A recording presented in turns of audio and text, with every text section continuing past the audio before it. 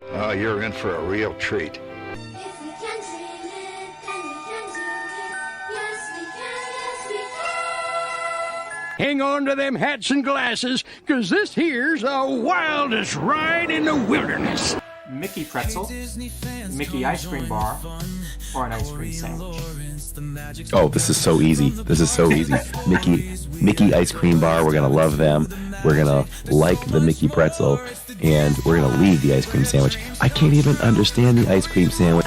Gets his stuff and gets ready to leave, and I was like, "You leaving?" And he said that's when he was like, "Okay." Yeah. So. But, so why'd you pull over then? I was probably more scared than anything. Pull over. I don't know if this guy's crazy. With Holly, Grand Floridian, and Contemporary.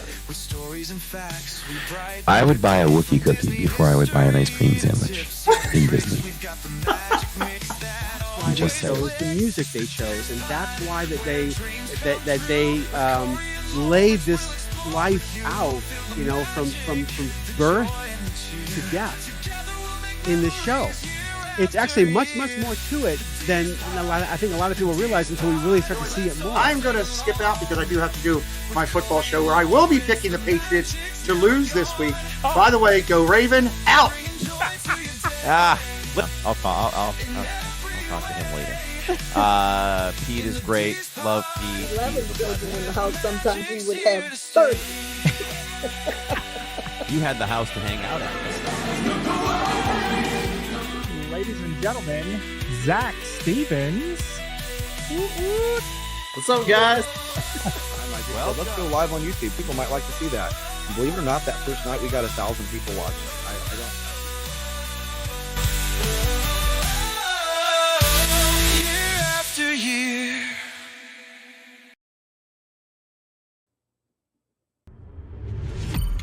You are now listening to a member of the Disney Podcast family. Head over to Disney Podcast Family on Instagram to see all the latest posts for this show and links to other great Disney podcasts.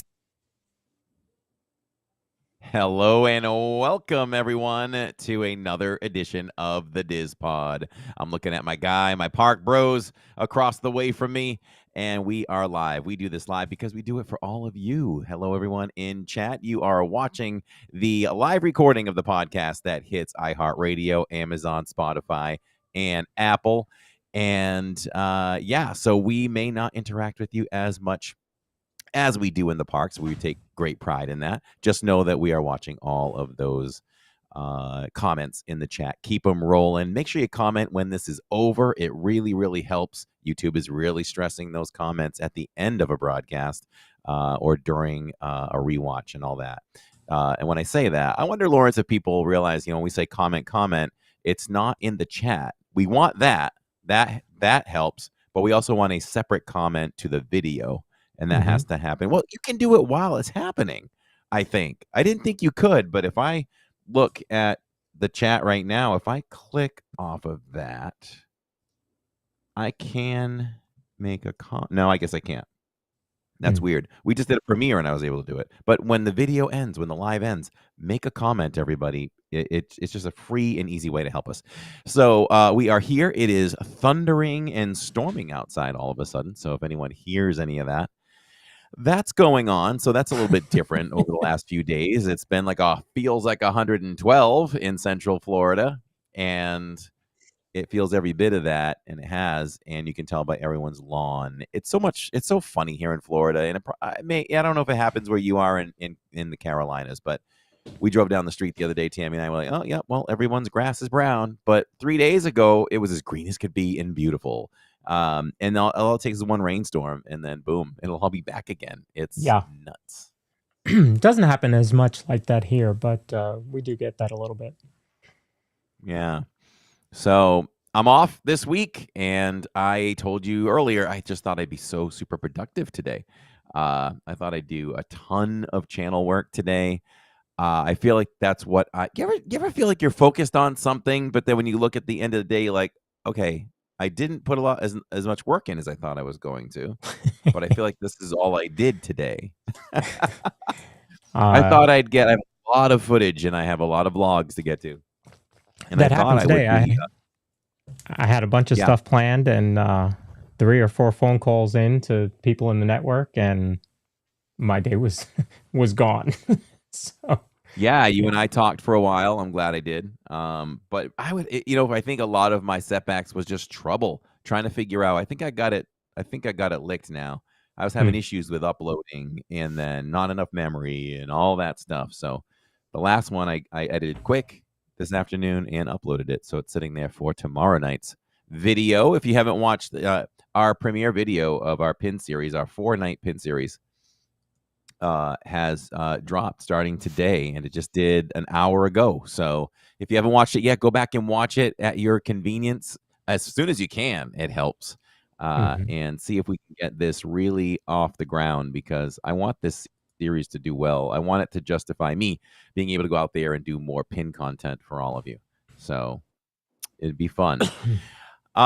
So that's where we are. And some news dropped today about one of my favorite things in Disney, which is snacks. And that's the Halloween party with the Halloween party snacks. Yeah. So I know that's happening as well. We'll talk a little bit about that today, but we're going to do a whole episode on that. But today happens. I never wear my shirt open, so it really feels weird, right, to have the shirt open. But there's no way. You're following my trend. I am following your trend. So, by the way, go ahead. Finish. Yeah. No, what go does it ahead. say? No, I hate that I interrupted you. This is a Disney Tokyo shirt. Oh yeah. Okay. Yeah. All the Mickeys on there. You see that? Yeah, I do like that one. There you go. With the hat that's making a return. The hat that's making the return. Yes. So, things I do in my spare time, that's my shirt. Right. I've actually worn this shirt before on the show. I don't remember what it says. Okay.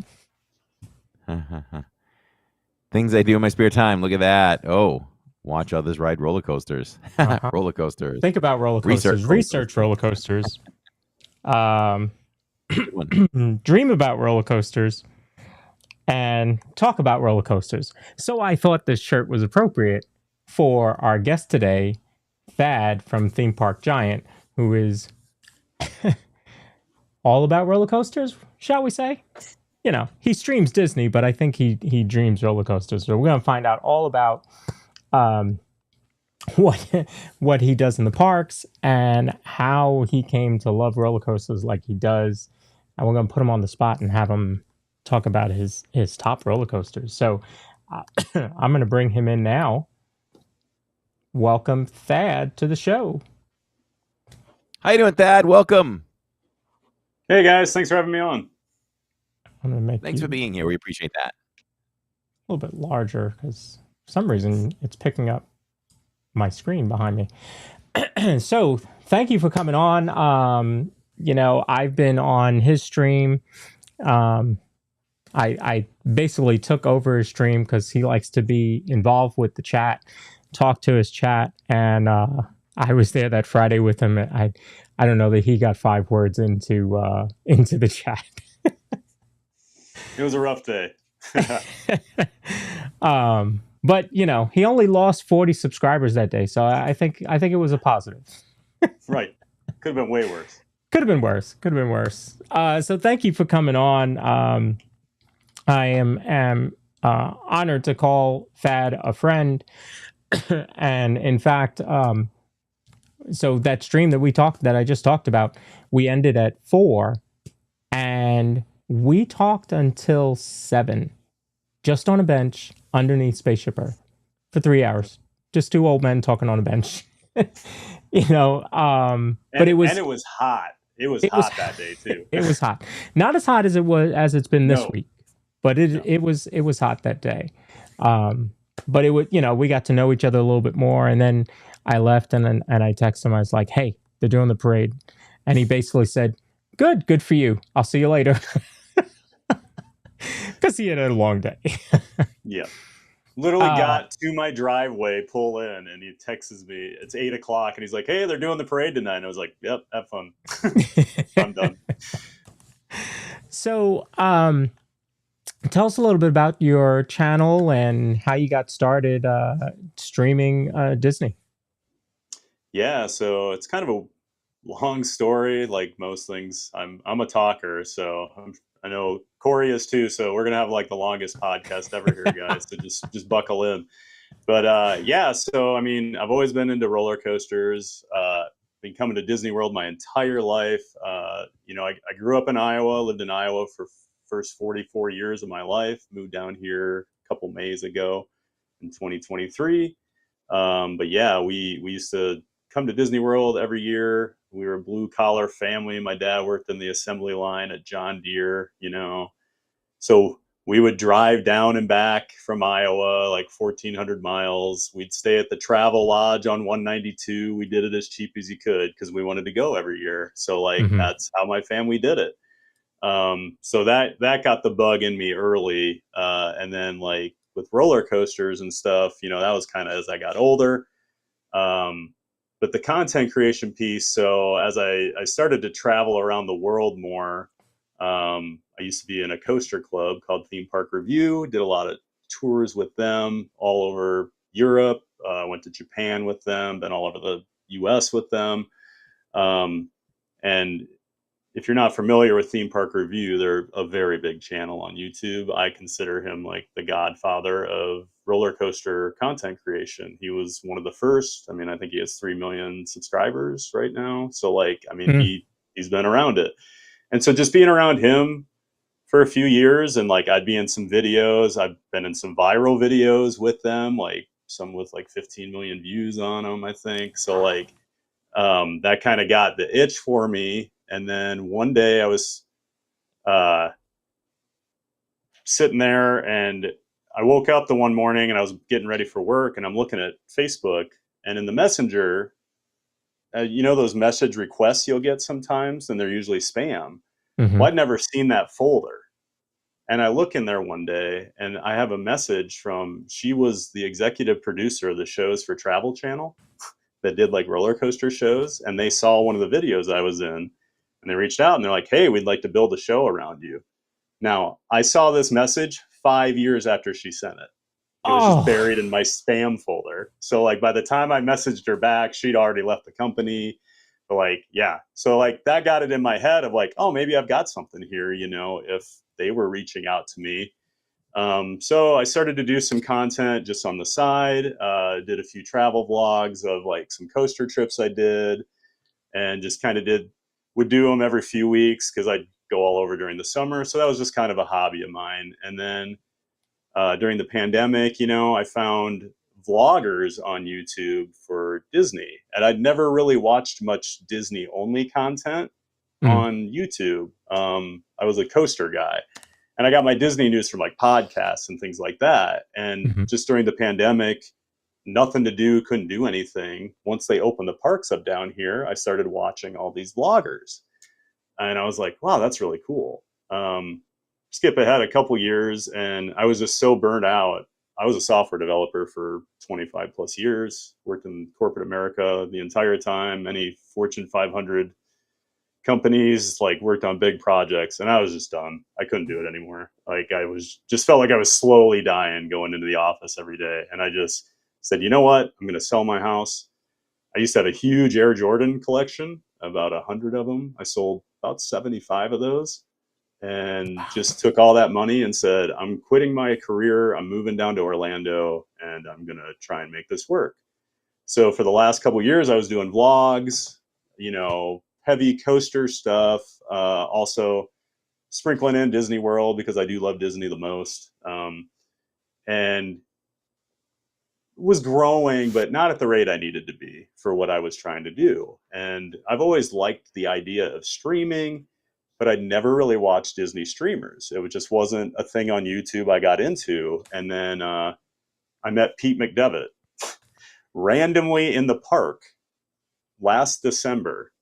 I had a Viking shirt on, and he's a big sports guy. And I'm walking off Guardians, wasn't even doing content that day, just had some friends in town, walking off Guardians, and I hear a guy just go, "Oh, the Vikings, what do you think about their season?" And I'll look over and there's Pete sitting there, and I'm like, "Oh yeah, well, I'll talk about the Vikings. Like, Uh-huh. so we hit it off. You know, we talked for probably 10 minutes. My friends are like, what are you doing just talking to this guy about football? Like, I'm like, I don't know. We hit it off. And then he goes, hey, I got a YouTube channel. You know, we've all seen Pete do his thing when he's, you know, whips out the QR code. Like, so I pull it up and I said, and he's like, so what do you do? And I'm like, well, actually, I do YouTube. You know, I'm a content creator. And he's like, no kidding. And so I said, for Disney. And then we really hit it off. So later that day, I went home. He was streaming in the parks. So we'd each subscribe to each other. So I started watching him, just got in the chat. And his chat was super nice, welcoming. So I started watching more of Pete's stuff, you know, and I just liked Pete. So, but then watching his show every week, he brings on streamers, right? So, and this is a whole new world to me. Like, I literally, like, people talk about Resort TV 1. I didn't even know really who Resort, like, I don't know even the big boys. So, like, I'm very naive when it comes to this still. But so just watching him, you know, I became part of his community because I'd watch his sports streams. I'd watch his, you know, Disney streams. I've been on several of his shows now. Like, I've become part of that community. And so about 3 or 4 months ago, I'm like, you know what, I'm going to start looking into streaming. And I have an idea what I wanted my stream to look like because I'm a big graphics guy. Like, if you watch my stream, obviously I do a lot of technical stuff. I always probably overdo things, but I'm very big on graphics and things because I used to watch video game streamers. And when they're in their home studio, their graphics and things are much more elaborate than what I'm used to seeing in a park. And that makes sense because IRL streamers, it's very difficult to do that. Yeah. So I started going down the road. Plus, I'm a tech nerd, so I wanted to figure it out. When I kind of hit a roadblock and put it on the back burner, and then John from Fun to Be Free was on Pete's show one night. And I was just like, oh, this guy's really interesting. You know, he was talking about tech. And I'm like, oh, okay. And then we just connected on the 80s. He's a big 80s Epcot guy. So I started watching his stream once in a while. And then we started chatting. And then I realized, like, he's using the same setup I want to. And so he's like, hey, if you have any tech questions, let me know. So I'd ask in the chat, and I was getting close. And then one day I just went and found him in Epcot. And we walked around, and he's like, ask me any questions you want. Well, I was live on stream. We walked around for probably a good hour, 90 minutes. He answered most of my questions. He ended his stream. We went and sat down in the land in his office, and his office, as he calls it. And he went through everything for me. And it was that one missing piece, Fellow Box Cloud, which I know you're well aware of now, Lawrence. But he gave me the missing piece. And from there, it was like, all right, did some test streams for a couple months. I moved in May. I went back to Iowa for a while. So, like, I wasn't doing much that month. But in early June, I was like, all right, I'm going full into streaming.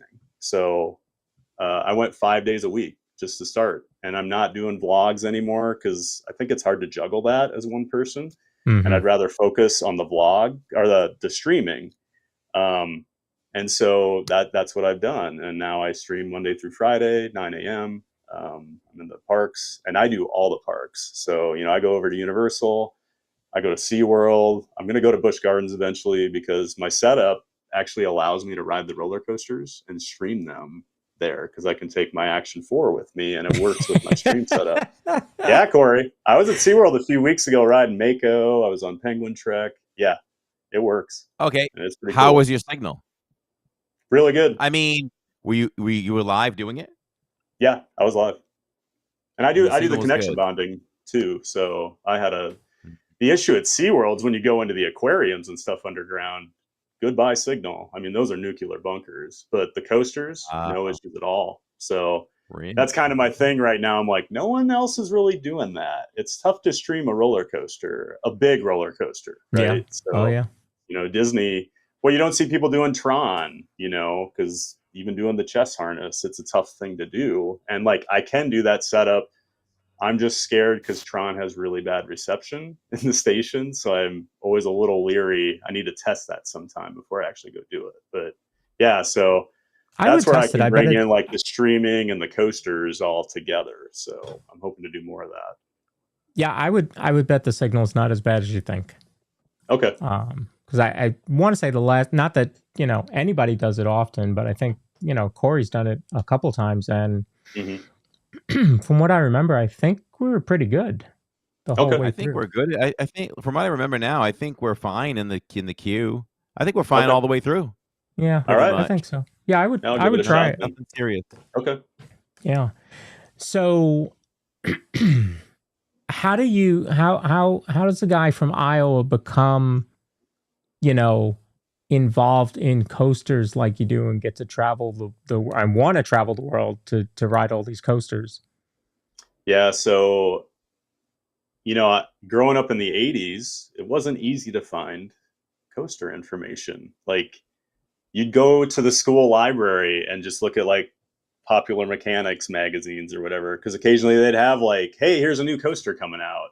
Like, or I remember Boys Life, that magazine, if you knew what that was, they'd always talk about coasters in there. So I'd always be looking at Boys Life. Like, so it was tough. But I remember like the one big one was in 1989 when Magnum XL200 opened at Cedar Point, and that was the first 200-foot roller coaster, 72 miles an hour, first to break 70. And Popular Mechanics had a picture of it on the cover, and it was like basically the future of roller coasters. Yeah. And I was just so enamored, by it. And I just remember we would go to Six Flags in Chicago every summer, at least one day, because I grew up about 3 hours from there, and that was a really good park too. Now the irony is, I loved roller coasters to look at. I was terrified of them up until I was about 15, where I started to actually ride like bigger rides. But I would make my family go to these places so I could see these rides. So yeah, that's how like I originally got into it. And I used to want to design them. And then I took a physics class in high school. And even though I'm a math guy, I was like, well, this isn't what I thought it would be. This isn't really as cool as I thought it would be. So that pipe dream ended there. And then the internet came along, and I'm going to talk about things that some of your viewers have probably never heard of, but the internet before the World Wide Web. This is where I used to live in high school, like FTP sites. I had like a phone book of like colleges and what would have it in there, and they'd have roller coaster pictures and things like that. So I'd go find these roller coaster pictures and learn about different rides from all over the world just because I'd find these pictures. And then news groups came out. So I used to read Rec.Rollercoaster. This was an online forum that was only text-based. That's what these news groups were. Before like message boards, before Reddit. So this is what I used to read in like 1992, 1993. And I could talk to people from all over the world. So I'm learning about like Alton Towers in the UK. I would talk to this guy in Australia, and we sent brochures of different parks back and forth to each other. We would actually mail them. And like, so yeah, the internet was a huge thing. Just going into like AOL chat rooms about roller coasters, you'd find them sometimes. So that was the big thing for me. And that's when it really exploded. Kind of the pre-internet, and then kind of pre-web internet. So yeah, that's how old I am. But I knew somewhere in there we would get to AOL chat rooms. Oh yeah. Yeah. So what, outside of, your small area, what was the first park that you went to for one of these roller coasters? So if we're not going to count like Great America in Chicago, Cedar Point was the big one. In 1994, I talked my family into going to this park they'd never heard of. And for those that aren't aware, Cedar Point is like the mecca of roller coasters, and has been since 1989 when Magnum XL200 went in, and they just exploded from there. They have 18 coasters now. But when we went in 1994, Raptor was the brand new ride. And Raptor is, if you've ever been to Six Flags, like Batman. So it's called an inverted coaster, where you hang below the track. And the first Batman ever was actually at Six Flags Great America, but your feet dangle. Oh yeah. Done it. Nice. I've done many times, Batman. Yeah. Oh yeah. They're great rides. So this was what Cedar Point does, is usually a new ride type will come out. They'll let other parks kind of work through the kinks for a couple years, and then Cedar Point will come in and go, here's the biggest, tallest, fastest version of this. And that's what Raptor was. And it's still a big one. Now, so we go there. I'm still scared of the bigger rides. And like, I'm skipping out on some of the bigger rides. And like, there was a huge wooden coaster called Mean Streak. And I'm sitting there and my mom's sitting with me because the rest of the family went to ride it. And she looked at me and she goes, if you don't ride Raptor before the end of this weekend, because we were there for like a 3-day weekend, she says, I'm never taking you to another park. Because she was sick of us going on these trips and me Just to not look at riding 'em. anything because they're doing it for me. So I had to agree. The last thing we did, we waited 2.5 hours the last night we were there, and it was hot, I remember, and we rode Raptor, and I got off of it, and it was like, oh, I'm really in love now. And that's when it really took off. So from there, like, my sister and I used to go to Cedar Point every year, like a couple years in high school, even through college, we'd always go because she was a big coaster person too. Not like me, but she loved them. She can't sit and talk about them like I can, but she loves a good roller coaster. And so, yeah, Cedar Point was really the big like stepping stone to, okay, I'm an official coaster nerd now. Wow. So, how many roller coasters have you been on? I have been on 558 different roller coasters in 17 So at different this- countries. Oh, so at this point, it tells me that there's nothing you can look at for the first time where you go, oh, no, I'm not doing that. No, yeah, there's no like last year I went to Cedar Point. So they've always had, for the last 20 something years, they had Top Thrill Dragster, which is like 400 something feet tall, 120 miles an hour. And it just launches, you go up this top hat, go over, come down, it's over. Well, the couple of times I'd been there, the ride was closed. So I never got to do the original. But I was always a little worried about that one because it's only a lap bar, where King Ka is a similar ride and doesn't exist anymore, but it's Six Flags Great Adventure in New Jersey. That one has over the shoulder restraints, and I'd been on that a few times. And so it was just a little uneasy. So they redid it last year and made it Top Thrill Dragster 2, and it included a backwards launch up a 400-foot spike before you go up and over the new thing. And that was the first time in a while where I was like a little nervous before I got on a ride because it's just so massive and like the different restraint. I was like, that's going to be a little looser. So, because you actually do like barrel rolls as you go down the top hat as well. So, but it's over so fast that like, yeah, ironically, the only ride I won't do anymore.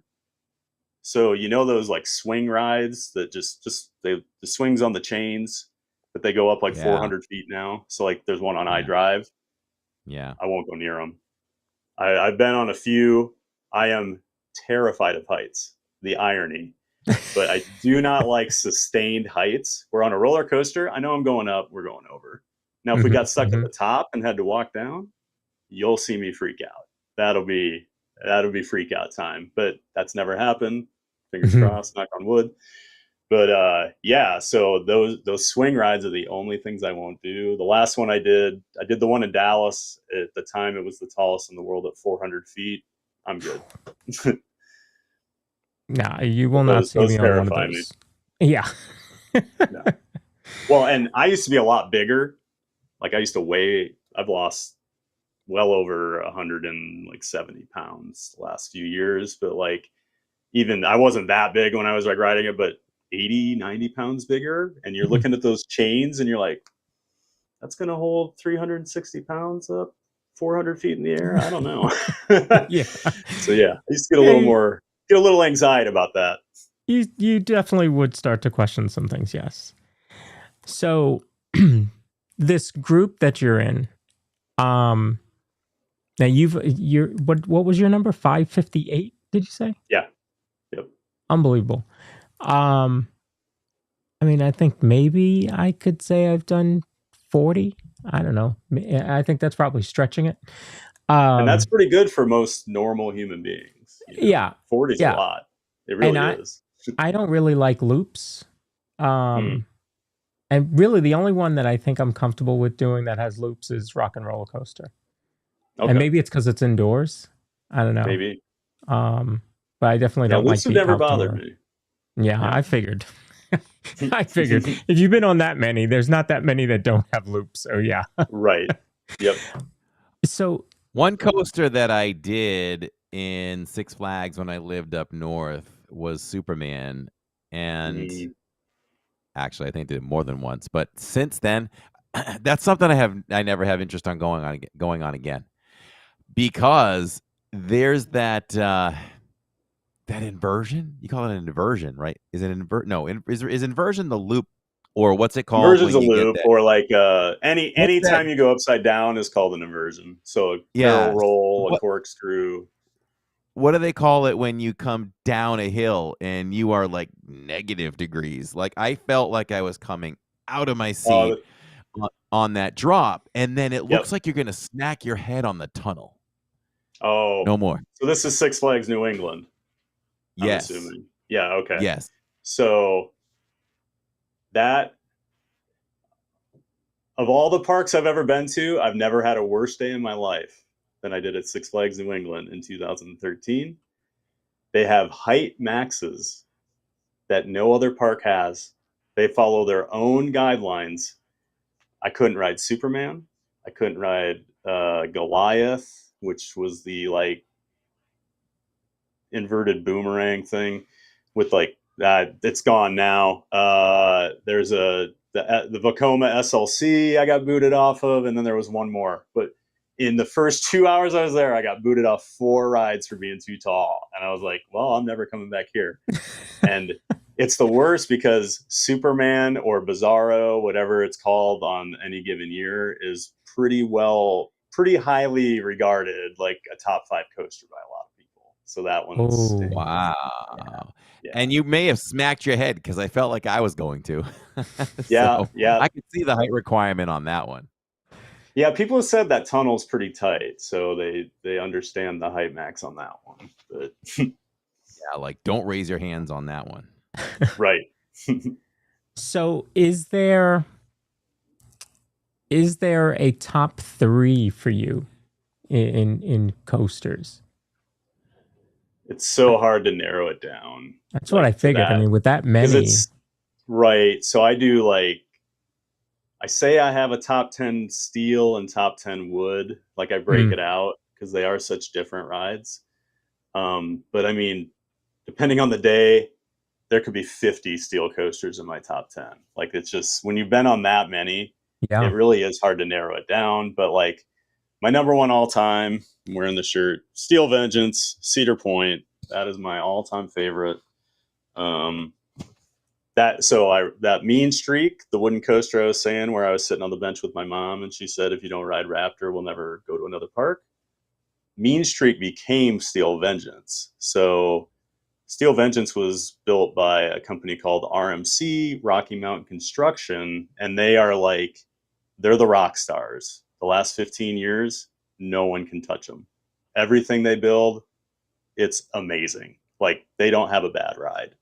And a lot of what they do, they come in, they take a really bad wooden coaster, which is just too rough now, and they create these hybrid coasters where they leave the wood foundation and then put steel track on it. So you get these crazy looking rides because people think they're wooden, but they're doing these insane inversions and they're doing things nobody does. They are crazy. And Steel Vengeance is just like their crown jewel, I think, at least of what I've been on. There's some in Europe I haven't been on yet because I haven't been back over there the last few years. And some people tell me they give it a run, but a lot of people will say Steel Vengeance is their number one, like in the coaster community. It's so intense. And I can only do it 3 or 4 times in a day. That's that intense because it hurts my thighs because the airtime, the negative G's are so violent, which is what I'm looking for. But I'll get thigh bruises if I ride it too much. But then that's just because I'm a big guy and the restraint doesn't fit me very well on those. But yeah, I love that ride. And to say that I can't even ride it more than a few times a day when I'm there, and it's still my number one. I mean, that is pretty crazy. So let me ask you, you said you have a top 10 steel and top 10 wooden. So what do you do with the hybrids? They're steel in my eyes. Okay. All right. Because I just wanted typically you look at what the track is. Uh-huh. So that's like a lot of people have been saying like Big Thunder Mountain is going from a wooden coaster to a steel now because they used to see the wooden like structure, but it's always been a steel coaster because it was Yeah. steel track. Yeah. So yeah, the hybrids, I just think they're steel, but the hybrid's a cool name for them because they do look different. So, but I mean, they've been around forever. Like Gemini at Cedar Point was built, I think, in 1978, and that is actually a wood foundation with steel track. So coaster companies have been doing it for a long time, but RMC's just taking it to a new level. You ever see them doing anything here in Orlando? I'm assuming they've done nothing for Disney or Universal, as intense as they sound. No. The closest they are Iron Gwazi down in Tampa at Busch Gardens. So Gwazi used to be two really terrible wooden coasters that dueled each other, and they came in and used both of those foundations. And Iron Gwazi is an absolutely fantastic ride. It's easily in my top 10 steel, probably top 5. Have you done Stardust Racers yet over at Epic? I have. It is my number 2 now. I love it. Oh, ever. Wow. And that past Lauren. Velocicoaster. Velocicoaster was my 2. So that's what's so cool right now. Like of all time, Orlando's actually getting some great roller coasters the last few years. Like things you would not expect in an Orlando theme park. Like I remember I was so excited for Velocicoaster. You know, it looked like it was going to be. So there's a ride called Maverick at Cedar Point, which is made by the same company that did Velocicoaster, Intamin. And it's kind of like, I feel like it was their test. Like, because it's a smaller ride, it's about 130 feet tall, but that thing is so intense and so good. It's in my top 5. And then when Velocicoaster was coming out, everybody was like, this kind of looks like the next version of Maverick.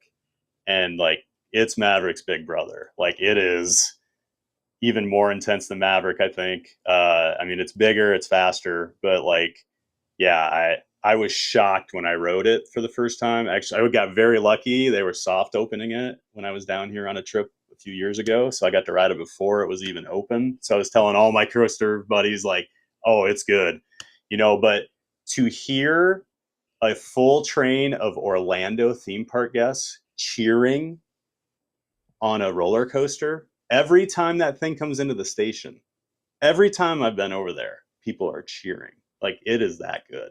And it blows my mind they put that into a theme park here. And then Stardust isn't as intense as Velocicoaster, but I just think it's such a perfectly designed ride. If you know Mako at SeaWorld, I feel like it's like and this is what one of my friends mentioned to me, but he nailed it. It's like they took Mako and Velocicoaster and made a baby. Because it's like a launch coaster that has just a ton of airtime hills. And it's like not super intense where like Mako's that way, where I can ride Mako all day. Literally just sit in the back row. If no one's there, I'll ride it 10 times in a row. Like, and that's how I feel about Stardust. And it's not as intense, but I just love it. And the more I ride it, the better it gets. You know, I got excited when you said that about Stardust because it's documented in our vlog. I believe that I said that Stardust was the best coaster I have ever ridden that is not super themed like Guardians. Like straight up coaster, I said, that is the best coaster I have ever been on. And you're right, it's magical in a way. Like Guardians, when people ask, you know, what is that like? I said, it sounds funny, but it literally is like you were floating in space and a comet hit you on the butt and you're just you're gliding through space. Stardust is just magical. It's not super intense to me. It has its share of the launches and all that stuff, like you said, but it was magical in a sense where you're going up and you're turning or whatever. And all of a sudden you look over and, oh, there's the other set of cars just riding beside us. And you're watching them. That's what I did. And then you turn away, you do your thing. And then, oh, here they come again. They caught up beside us. It's just an unbelievable experience. The inversion where you go, the one track, you take turns going over each other It is nuts. I've never. That is like the coolest visual on a roller coaster. If you're sitting now, if you're in the front, you don't catch it, but if you're in the middle to back, it's one of the coolest visuals. Seeing that train fly over you, and then you do it to them like instantly. It's so hard to explain to people how cool that is, but it's such a cool maneuver. Yeah, it's just a cool feeling. And for Velocicoaster, tell me you weren't faked out by this. If anyone's never ridden Velocicoaster, number one, that drop at the highest peak is amazing. And then when you start your inversion, you don't just come around, you hang. It's hang time. It's seconds of hang time over the walkway with people. I yell living in Diz every time I go by.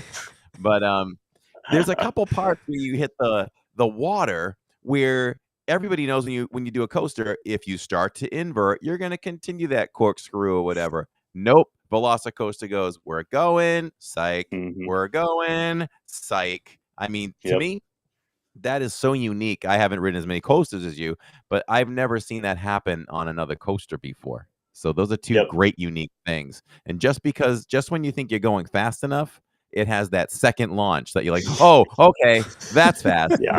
Yeah, you know that second launch when it hits, because it becomes a very different ride. The first and second half of that ride are very, very different.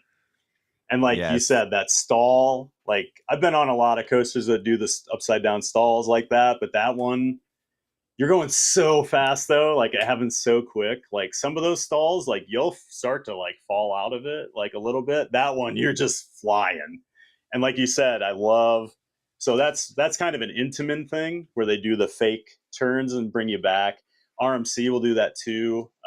But those are the two most intense companies out there. And like they do a lot of that overbanking and coming back. So one of my favorite rides, and now they changed the name again this year. I can't think of what it is, but I'm always going to call it I-305. It used to be Intimidator 305 at Kings Dominion in Virginia.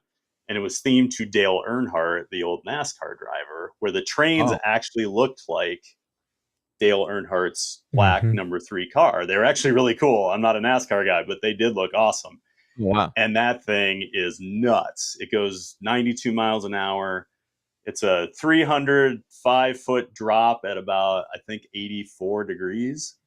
And they actually had to redo the first turn because it's so intense. People were blacking out during the media previews. Like, and these were coaster content creators blacking out on the ride. So they actually had to come back and redo it. And I'll gray out half the time I ride it. It's the only ride I consistently will gray out on. But the whole second half of the ride is these crazy like hairpin turns, because it's supposed to be like a NASCAR. And like you'll look like you're going to go left and it does this doom and you come back the other way. And Corey, you nailed it with like that whole second half of Velocicoaster. You have all those crazy turns and then the barrel roll over the water. That's the craziest inversion I've ever been on. And I've been on a lot of inversions, but there's not many things I will always hold on for. I always hold on for that thing because I get thrown around on that because those restraints are so forgiving and comfortable, but man, I will get launched on that thing. So like I'm holding on because that barrel roll, I mean, you get 6'5" flying around. It can kind of hurt sometimes, but that barrel roll is nuts. And to be over the water, like that ending's so cool. Oh, yeah. Do you think it's better at night or day? Because nighttime. You can see the Raptors better in the daytime, but night is always better for coasters, I think. Yeah, the night's always better to me because one, the coaster's been running all day. You know, especially in the summer, coasters as they warm up, they run hotter. So like you get a night ride on Velocicoaster, and it's different than when you go at 8 a.m. That's one cool thing about coasters, like wood and steel. They change throughout the day as you ride them. So like, it's NASCAR. a different thing. It's like NASCAR. If you start a race, at 6 o'clock in the evening, they always talk about how, if cars are running very well in the beginning of the race, don't get too excited because the track's going to change and you're going to be in the back by the end if you don't make the right adjustments. So yeah, wow, that is so cool. I can't wait to tell Jacob about that. Mhm. So what do you think about the Hulk coaster? The Hulk coaster is just a massive amount of corkscrews, really, and inversions. It's the entire thing. So you definitely come off a little bit discombobulated off of that one. And once Hagrid's and Velocicoaster opened, we as a family kind of retired the Hulk. We're like, I think we're done with the Hulk. There's no need for that anymore. But Jacob and I were off last month on a day on our own, and it had rained. The park cleared. I mean, we had the run of Islands of Adventure. It was Oh, so that's much awesome. so much so we rode things twice. We were like, huh, Wow. well, Hulk is a walk on. Should we do it? And we did. We even found places to explore and walk around. We weren't even sure if we should be over there, but like, hey, let's go look over here. Let's I go walk love around over here. islands.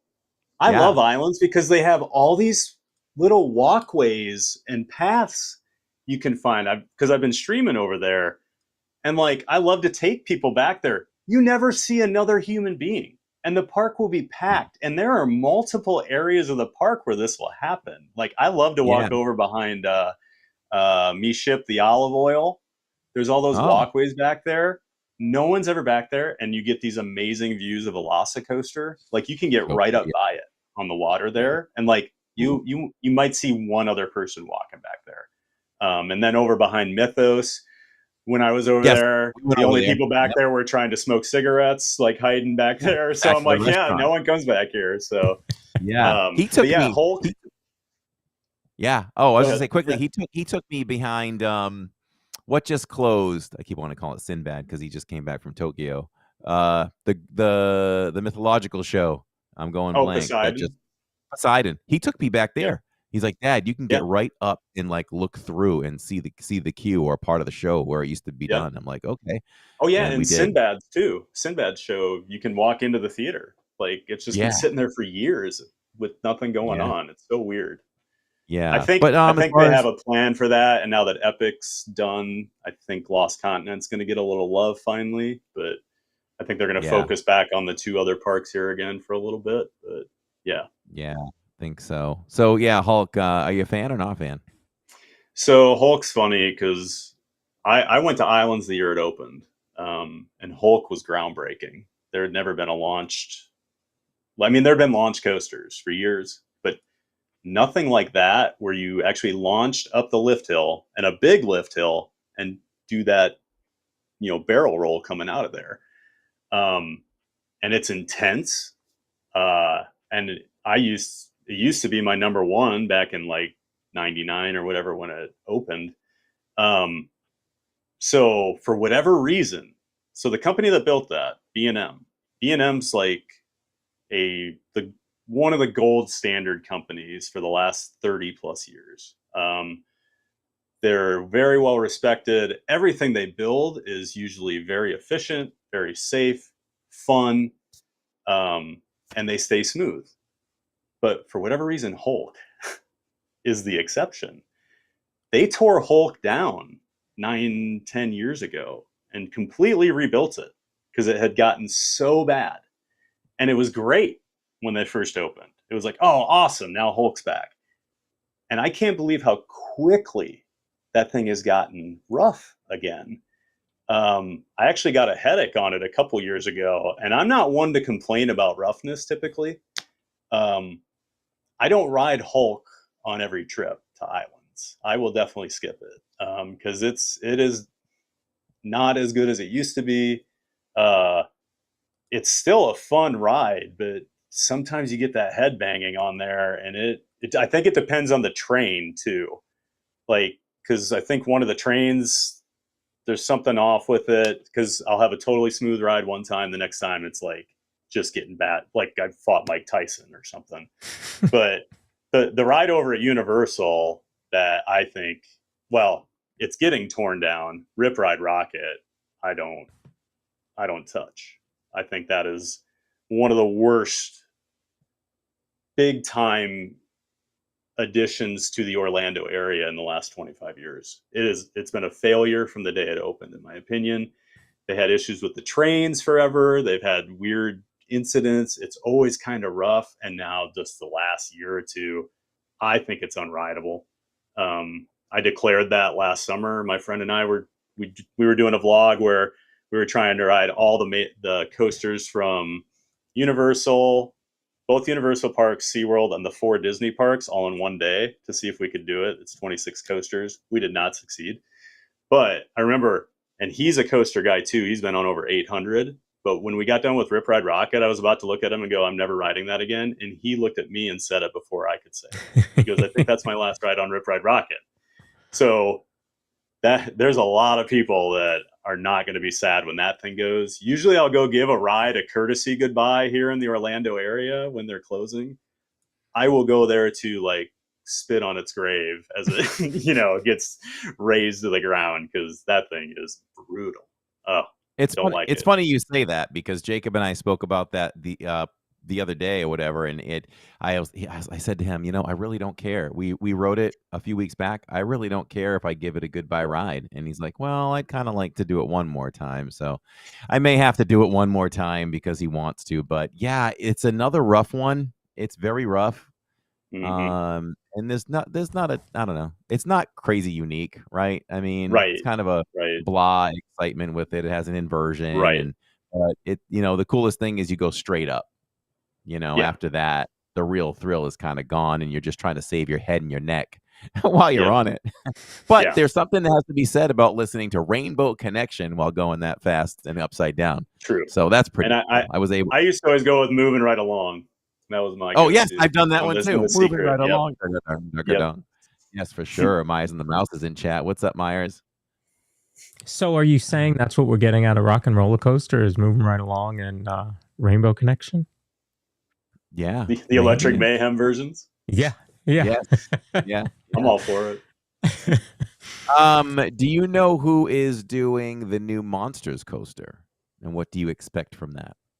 So I'm not 100% sure, but I feel like they're probably working with Vekoma. They work with Vekoma on quite a few things, and it does look like a similar ride to what Vekoma has done in the past, the Vekoma family suspended coasters, and they're really good. So that would be my guess. I don't know off the top of my head, but I would assume they're working with Vekoma on that. And I'm excited to see what it is. I think it could be a really cool ride. Do you think what's the height or age going to be for this? Yeah, is it going to be kind of, Disney never has anything super intense, right? Where kids can't ride it. So is it going to be more of the likeness of like a Slinky Dog, or more like a Rock and Roller Coaster? What's it going to be? I feel like it's going to be closer to Slinky Dog. I think they're going for more of a family ride here. I looked this up the other day because I was curious. We were actually talking about it. John from Fun to Be Free was streaming, and we were talking about the ride in the chat. And so I was throwing in, it's probably Vekoma, and I went and looked, and for the Vekoma family suspended coasters at like Dollywood and some other places, it's 39 inches, which is lower than like Space Mountain. So like 39 inches, that's a good ride for Disney to put in. So I think it may be a little more thrilling than Slinky, because I think Slinky's a great family coaster, but like there's not much to it, for like thrills. But I think this will provide a little more thrill just because it's suspended.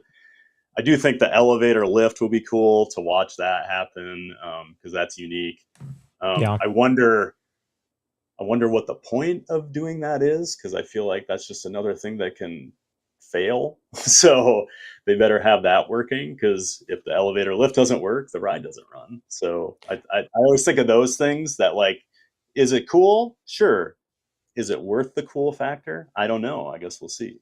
But I think it ties in heavily to what the door factory is like, right? The doors do have to go from the floor up. So, where it might be risky, I think it's a nice touch, and we'll see if it's worth the risk. For the theme, it does work, definitely. Yep. Yeah, I think people will be like, this is cool. We're going up like the doors, Right. So do you love Slinky though? Like, I love Slinky. Like, it doesn't have to be super thrilling. It's just fun and it's cute. Yep. And even though it doesn't look like it when we go there, because the wait times just stay so solid over there. Slinky's a must do for me every time I go to Hollywood, but we probably do it once every 8 times we go. Right. I'm kind of the same way. I really like Slinky. I think it's super fun, but the wait times, it's brutal. If I do it, luckily, because I'm a morning person, if I do want to ride Slinky, it's usually the first thing I do when I'm at Hollywood Studios. So, I've been waiting about 40, 45 minutes lately. So that I can stomach, but the 90 minutes, and I've been lucky. I have a friend that is pretty well connected in the Toy Story Land area. So sometimes this is before I was streaming, but he would pixie dust me and let me skip that 90-minute line sometimes, which is very handy. But that was usually the only time I would ride it. But I do love it. It's just, that line's brutal. But I think it's a great family coaster, and it's exactly what that park needed, because the issue with that place for years was they just didn't have anything for kids. Lawrence, we were talking about this the other day, that you can't fathom the Toy Story Mania rope drop rush that used to happen. It was like the running of the bulls. And if you try to explain that to people now, because the park was different, like I was saying, the entrance used to be in Pixar Place.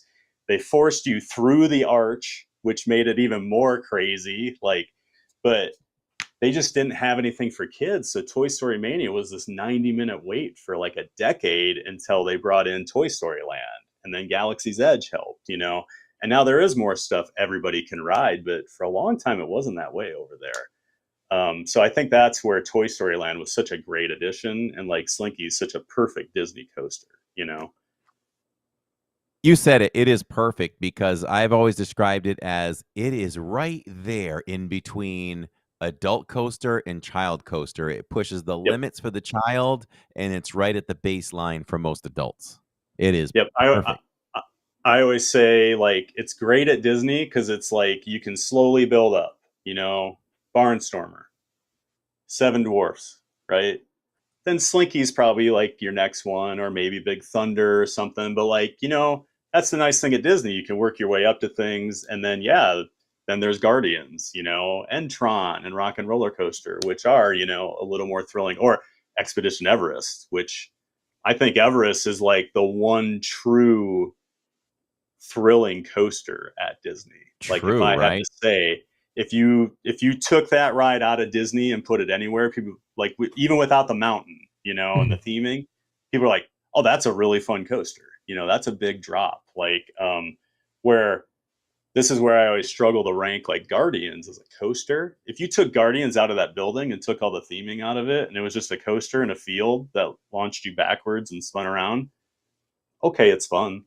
But it's not going to be in my top whatever list, where Guardians is legit in my top 10 favorite coasters, just because the entire package with it.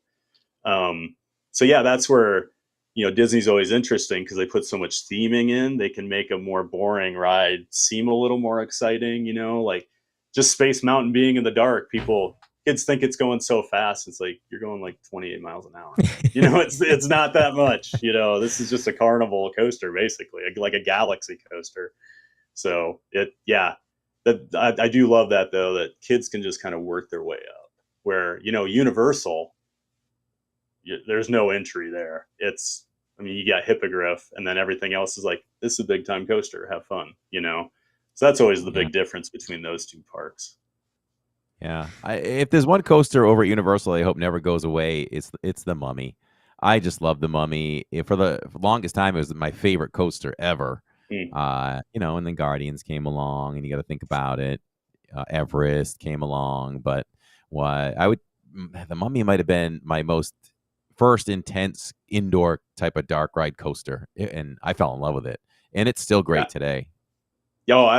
Mummy is probably my favorite ride at that park, if I had to pick, because of the major parks here, Universal Studios is my least favorite. I would rather go to SeaWorld in Busch Gardens than Universal. I miss the old 90s park. I miss a lot of those rides, Confrontation, although we wouldn't have Mummy, but Mummy's the real star over there for me. I still love E.T. and I like Men in Black, but I could take or leave most of the other rides over there at this point. And I'm not a Gringotts guy at all. I don't like that ride. But Oh, yeah, see, I I love do Green love Guts. Mummy. You like Yeah, you I do like you love. do like Green Gut? I love Green Guts. I think the Mummy and Green Guts are the best rides over there, in my Hmm. opinion. I love the theming of there's nothing intense really about it. It's just No, it's a faster dark ride. Green Guts, I guess, is what it really is. like I Um, struggle to call it a coaster, honestly, because like yeah, it's a lot yeah, of it kind of is not. stopping and Yeah, watching, and then you just get moved to the next room, and like yeah, there's the yeah. drop at the start, and there's some other stuff, but like I struggle to even call it a coaster, and like I'm not a huge Harry Potter guy, so I think that's part of it with me that like I don't care about the story, so I'm not like invested, but I still appreciate the Harry Potter rides. Like Battle with the Ministry is incredible at Epic. Like even though I have never seen any of the Magical Beasts movies, like it's amazing. They like the best animatronics I've ever seen. Like Hmm. it's I thought some of the animatronics were actually team members that they paid to like be in the ride. No joke. They're that good. Yeah, yeah, right. I agree. I Yep. was like, is that real? Yeah. Yeah. Well, and Animatronic. like I'm friends with someone pretty high up at Epic, and so I got to go to a couple team member previews before they even did like the public previews, and so like riding with him was always exciting because he knows I've been all over, and he wanted my opinion, and he even said at the end of Battle with the Ministry, he goes, "What do you think of those people we pay to be the Death Eaters?" And we all kind of stopped for a second because it was like I actually could believe that, Yes. that's how good the animatronics were. But yeah, that park is impressive. I'm Mhm. very, very big fan of Epic. So Thad, are you saying you don't like the Fast and Furious ride? Oh, it's so bad. The party It's bus. What? so bad. Oh my God. We did that the year it Real. opened. We were down here, and I was with my sister's family, and we waited like an hour for it, not knowing anything. Because I always avoid spoilers. I don't want to know.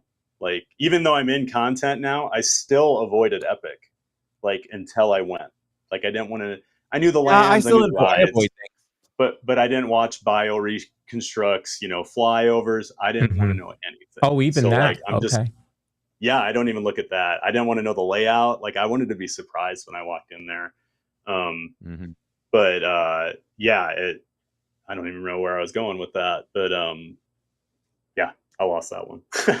Now, he mentions Fast and Furious, but over at Universal Oh, Studios that's Hollywood, there's a new coaster coming where the cars drift, and it looks like an outside Guardians coaster, at least for that yep, portion of the ride to me. So, yep. I don't know if you know I'm any other curious details. to see that. I was more excited about it because I thought it was going to be West Coast Velocicoaster. That's what they kind of hinted at for the last couple years, or probably just internet nerds assuming it would be like the West Mm. Coast version. And with that terrain out there, I was like, oh, this could be really cool. And then when they announced it and it was a spinning ride, I got a little disappointed because I'm not always the biggest like spinning coaster fan. They're usually not that great. But you're right, it could be like Guardians. It does look very similar to it. So, and I've actually never been to that park. So I was holding out, waiting for Fast and Furious because I thought, oh, it's going to be the next Velocicoaster. And now I don't even know if that ride's enough to get me to go. So we'll see. We'll see. Real quick, top 3 worst rides between Universal and Disney. What do you think? Everybody can answer in Ooh, the chat too, and comments if top you're listening three in the rewind. worst rides. Let's see. Mission Space is number one. Oh, okay. I wouldn't even have thought of that one. I can't stand it. I just think it's boring. It's not like it's not like it spins too much for me. I think it's boring. I think the pre-show's boring. I think the queue is The boring. I pre-show is think the ride is torturous. boring. Like I'm just it just does nothing for me where especially they built this centrifuge and then it only goes to 2.5 Gs. Cause I'm like, hey, let's crank that thing up and let's see let's get some real weightlessness here. But I've ridden that once since I moved down here to a little over 2 years ago, and it was just to get a POV for it for content. Like I cannot stand that ride. Plus, I loved Horizons, so I'm very bitter that is what replaced Horizons. So yes, I'm going to put on my like old man rant hat, but it just pains me that that's what replaced possibly my all-time favorite attraction. I don't blame you on that one. I don't blame Yeah. you. Yeah. So for I'm me, still bitter about that. Yeah. Did you pick 3? No, I ranted about Mission Space so long. After Mission Space that, Orange and Green are in the top 3. Yeah. You're in the same. Yeah, put them both in there. Let's see. I genuinely like most things. I mean, Fast and Furious, and I'll say, Jimmy Kimmel or Jimmy Fallon. I think that ride's garbage, and I don't like Jimmy Fallon, so we don't need to. You know, when Jimmy Fallon at least throws the pizza out, it should smell like pizza. Like, why doesn't Universal do the smells like Disney? Like, at least make it smell like pizza. For me, it's really easy. That was a one and done for me. Never did it again. It for me, it's Fast and Furious. It's oh gosh, it's the comic one, the comic shooter there that's new that replaced Shrek. I can rant about that one. You get rid of Shrek the 4D, Minions. to put in the comic Minions. I'm just going blank on that. Both of those, and this is very unpopular for a lot of people, but Buzz Lightyear and Tomorrowland, 3 worst rides. Oh.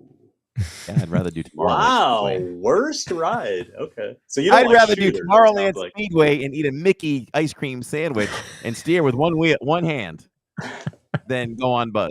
But it's fun when I go on with my wife because she likes to sabotage me and make me face places I can't shoot. Nice. Yeah. Nice. No, I'm not. So, but maybe with the little revamp of Buzz, I'm hoping to be a bigger fan because nobody knows whose red dot is whose, and that's just my big thing. And it's tough to stream in there. Let's talk signal. I have some difficulty in there, especially when you go in that tunnel that makes you dizzy. That looks like it's kind of like the same area.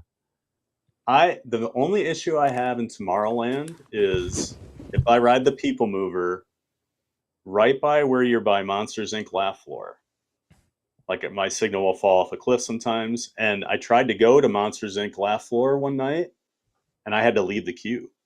Like once I got like right outside the theater, I lost it, which is crazy because with the connection bonding, like I wouldn't think and John was with me. He was fine. And I'm like, I got to go. Like I had to bail because it was not coming back. So that's my one little place. But otherwise, I'm fine in Buzz. But that is a tough one to stream by yourself.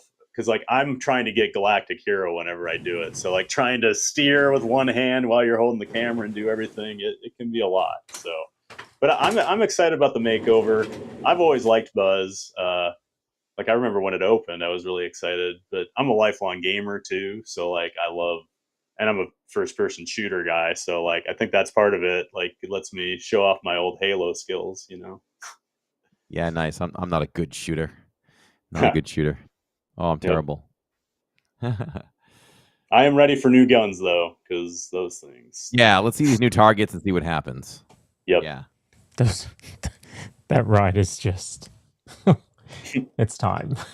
It is time. Well, and plus like the last 5 times I think I've been on it, one of the 100,000 point targets is the left hand of the robot in the first room, and it's only giving 100 points. And it's driving me crazy because I hit it 6 times today and I had 600 points coming out of that room. And I didn't get my Galactic Hero because of it. So, so bitter. So, what's your next trip if you could plan one? Oh, geez. I mean, I would love to get over to Europe, but that's probably not feasible right now. There's been so many new rides the last 9 years since I've been over there, and there's so many parks I love. But I think the trip I'd be more likely to do here in the near future would be, I haven't been to Six Flags Over Georgia, Dollywood, and Carowinds in Charlotte since 2012. So I'm due to get back to all those. They've all added rides I want to do. And then on top of Six Flags Over Georgia in Atlanta, they have a fun spot there, sister park to the 2 fun spot parks down here in Orlando. But so that fun spot there is tiny and has very, very few rides. Like it looks more like an arcade, like fun place. but they decided to build this RMC coaster there. And by all accounts, it's like a top 5 coaster in the world. So like that is definitely on my list. So yeah, I think I'll fly up to Atlanta sometime, hit those, probably drive to Charlotte and drive to Dollywood, because all 3 of those parks are great. So I wanna hit those again. For whatever reason, that's been like my Bermuda Triangle the last decade plus, where I haven't got back to those places. I don't know why.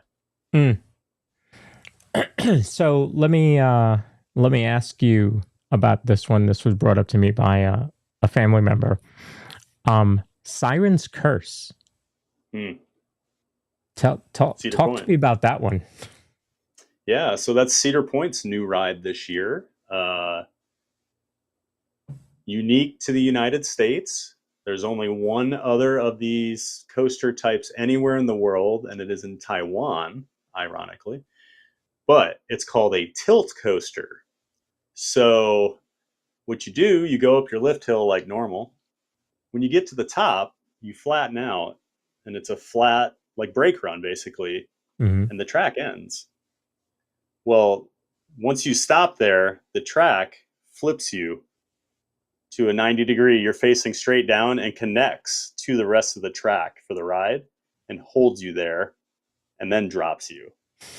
So that's the new thing this year.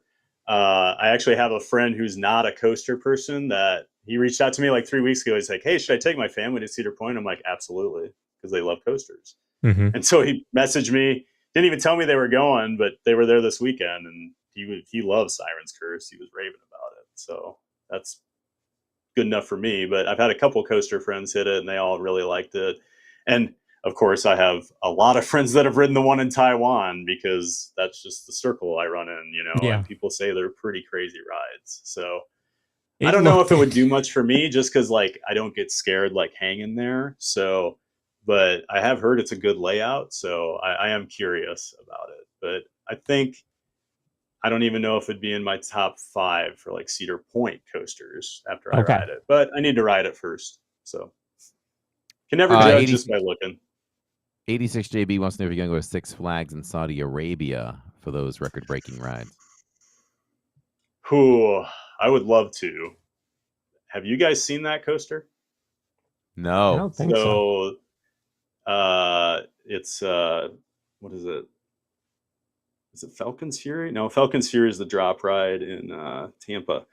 I can't remember what it's called, but actually at IAPA a couple years ago, if you guys know what IAPA is, it's the big theme park and amusement industry convention every year in Orlando. I got to go a couple years ago. I got invited by a friend, but I actually got to sit in the car for this ride. They had the front train there. But so it is, I want to say, now I'm going to get my numbers wrong, but it's over 500 feet tall. I think it's almost 600. It drops you off a cliff.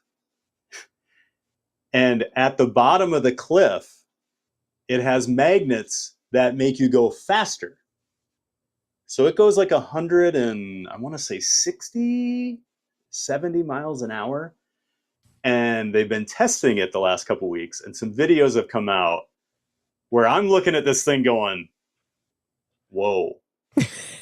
Like this is the first ride I've ever seen where I'm like legit concerned that people are going to have heart issues that they didn't know about, that this is going to uncover. Like this thing is going to be intense. And like, it sounds crazy too. It drops down and you hear the magnets hit it, and it just makes this crazy noise as it takes off. And it's like, and then it flies over the top, and it looks like, the one description I'd read, apparently it's like 8 seconds of weightlessness going down the second hill. So like you do not touch your seat like the entire time. And I'm like, wow, this could be the real deal. I don't know. I just wish it wasn't in Saudi Arabia, because I don't know if I'm ever going to get over to Saudi Arabia. Well, you have to once they open the new park. Got to get over to that area of the world. Just make a whole little Middle East trip. Part of it that scares me too, just outside of, that's kind of a not always the most stable area, especially for like an American to go. But the UAE, so I have friends throughout the industry, like pretty high up positions at different places. And a good friend of mine has worked for Universal for years. So he was over in Dubai for years because they were going to open a Universal park there. So he ended up working for a couple other companies through Universal. They had some deals, but he opened a couple parks over there.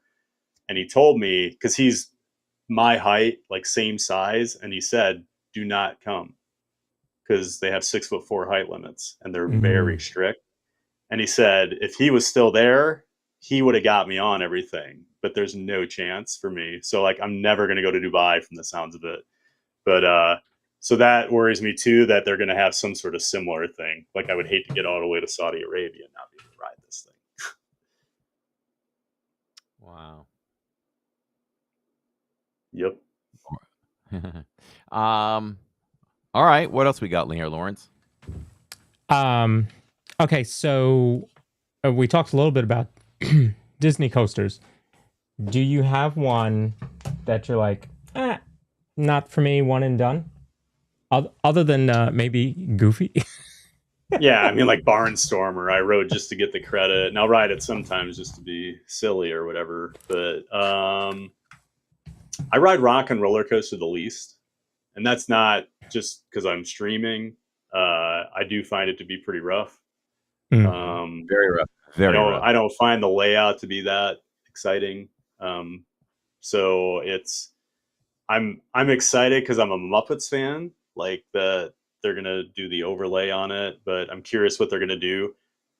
Fingers crossed they rip that track out and totally replace it, but I don't think that's going to happen. But it definitely needs it. They've tried with new trains the last couple years and they run fine for like a week, and then I just think that track's just beyond its usefulness. So yeah, that's probably the one that I ride the least. If I'm just hanging out in the park. With streaming, it's tough because like can't do Space Mountain, can't do Tron, But Rock and Roller Coaster's never really been. Well, I used to love it a lot more, but the last 5 years, I don't ride it very often. Yeah, it's a tough one. It's as rough or rougher than Hulk as far as giving you a neck ache or a headache for sure. And I would agree. Really, the only exciting part of it, really, of that coaster is the launch. After that, I could take a nap.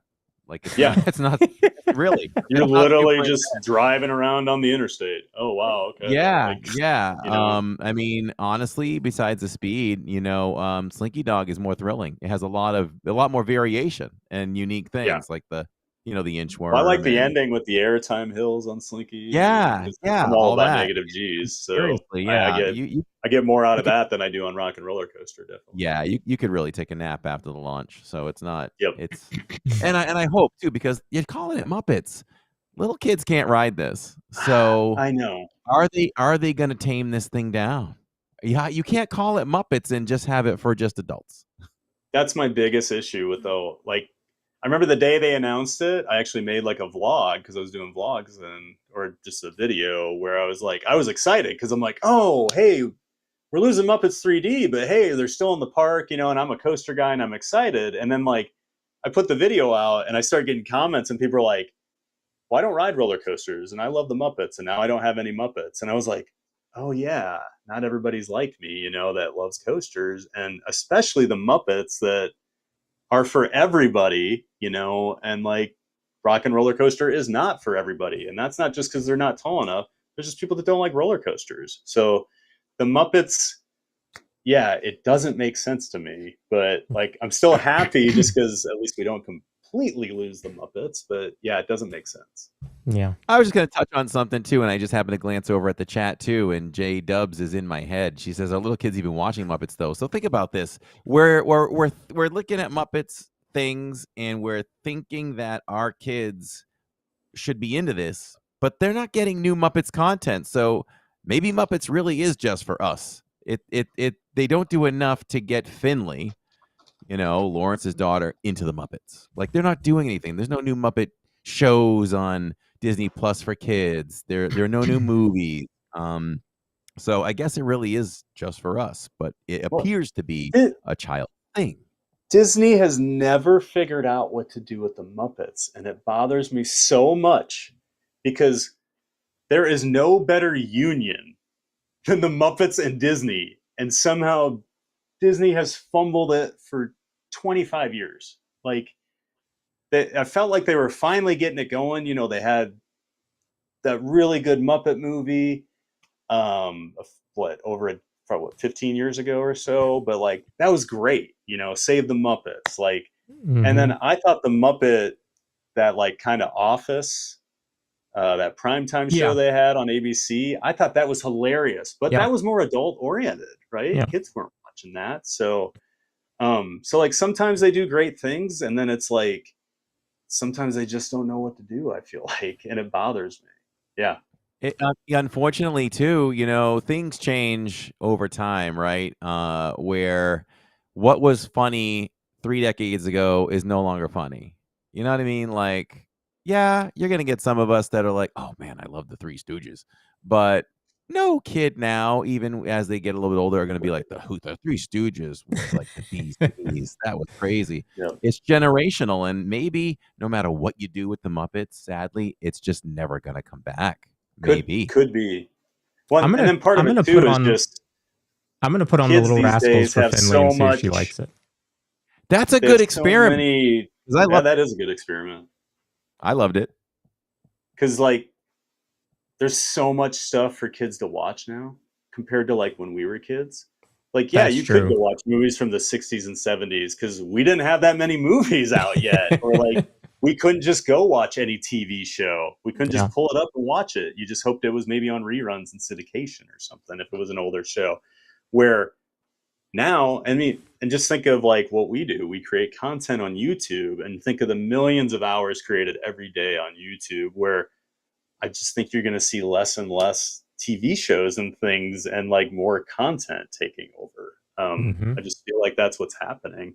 And so, yeah, when you have this much stuff to watch, plus new content coming out all the time, including TVs and movies, kids aren't going to go back and watch The Muppet Show from 1976, you know, because they're like, well, why would I watch this? There's probably some kid, you know, I can't even sit here and act like I know what kids shows are, like, because I don't have kids. So, but yeah, like Bluey or something, you know, Yeah.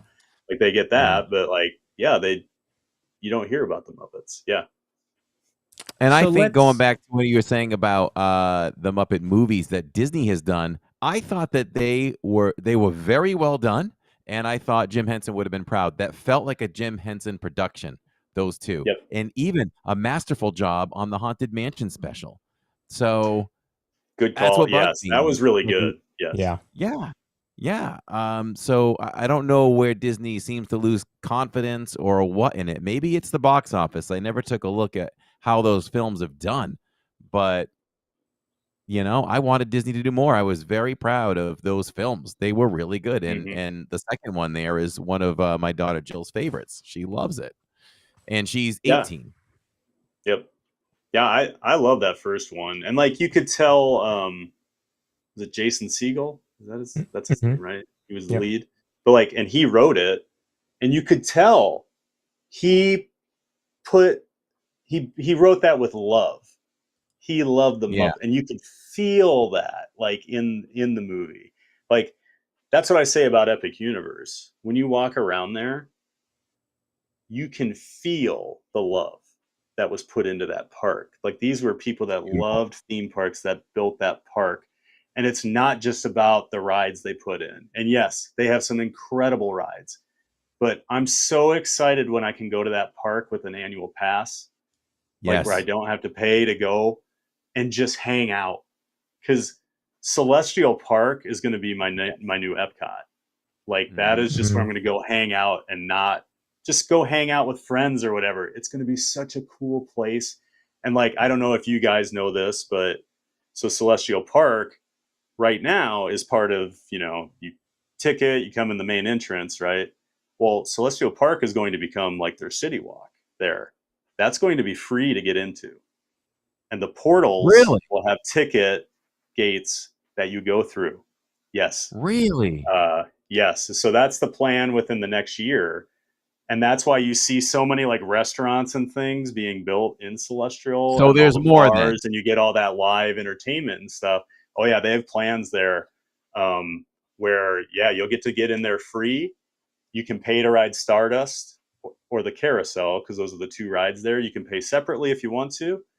And if you want to go into the portals, you just take your ticket. And yeah, if you look when you walk into the portals, there's 2 or 3 squares on the ground. This is just because my friend showed me this when we were there, but that's where they'll set up the facial recognition ticket takers. So yeah, that way then you can have people out in Celestial Park hanging out at night, and you could close off Super Nintendo Land for a private party for a company because those portals close. So you could still, they have a lot of ideas that are going to kind of change the industry over there. Like I'm really excited to see what happens. But yeah, like I was saying though, like you can just feel the love at that park. And like, I don't even need, I'm a ride guy, but I do love theming. I know we're talking coasters tonight, but like Disney World is my favorite like place. Like because I love the theming and everything. And like Epic's just so good. Like I say it on my stream all the time, but I've been to Tokyo Disney. I've been to Tokyo Disney Sea. Tokyo Disney Sea is the best theme park in the world, hands down. It is absolutely incredible. And Epic's the only place I've been that is even in the same conversation. Like it is that good. And we just dropped a vlog on Tokyo Disney Sea last night. So if anybody wants to go back and see that, when my son Jacob went out there, incredible footage, beautiful park. He's inspired us to try to go in a couple of years. So, it's so good. And and just Tokyo is awesome too. So like, but those we want to do all of that. Yeah.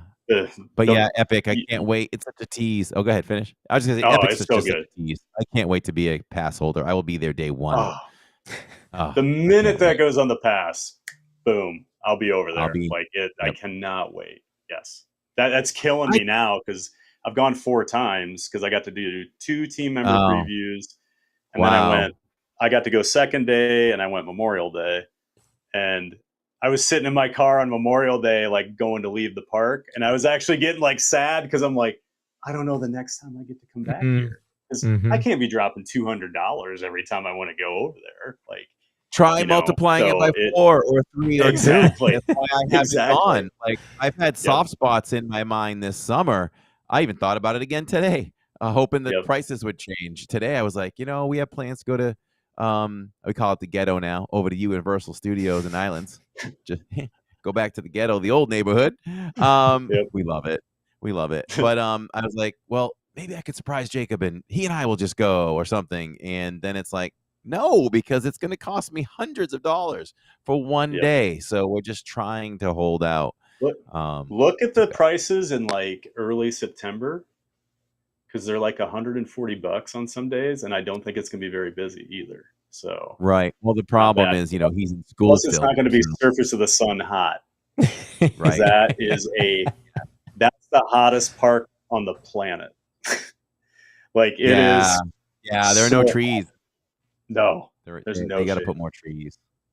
Yep. So I'm gonna bring up a couple questions that folks have been putting into chat. Michelle Hollistown, and I think someone also asked, have you ever been to Kings Island?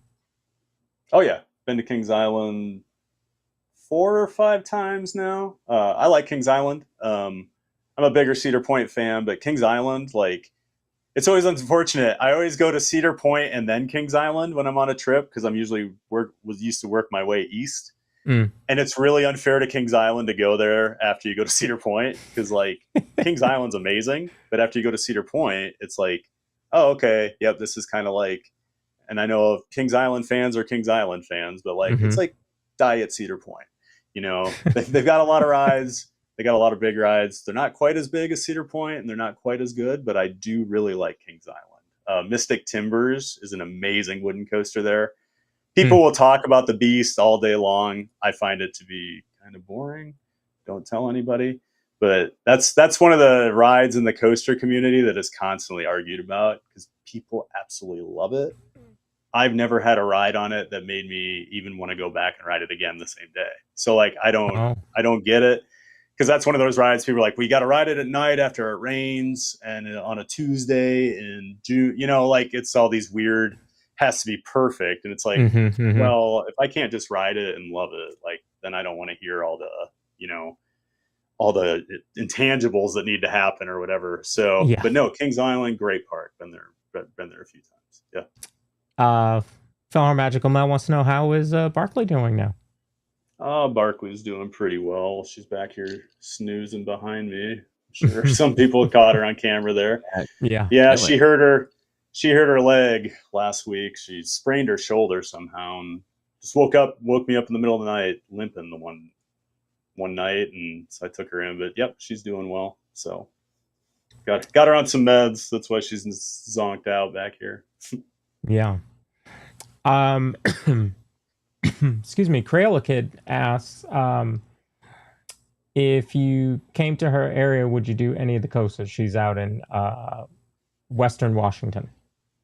Western Washington. Oh wow. Yeah, you don't hear much about the parks up there. The one big ride in the Pacific Northwest is in Vancouver, and it's at this fair that's only open for like 2 or 3 weeks a year, but it's supposed to be a really good wooden coaster. So that's always been kind of one of those, like, maybe I'll get up there someday. But yeah, you don't hear much about the Pacific Northwest. There's just not a whole lot of parks up there. Idaho has a pretty cool place called Silverwood I would like to get to. They have some really cool wooden coasters, but yeah, I think she said something about wooden waves, or what was it? Wild Waves? I've never even heard of that park. Yeah. So. Okay. Yeah. So what's next for you and your channel? I know you just hit 2,000 subscribers, which is great. Yep. Yeah, just hit 2K, so we're going full steam ahead with the streaming. Thank you. Yeah, it's been so, like, I made the switch June 8th to go to streaming, and at that time I had about 1,260 subscribers. And so in just 7 weeks, 6.5 weeks here, my channel's grown by over like 60%.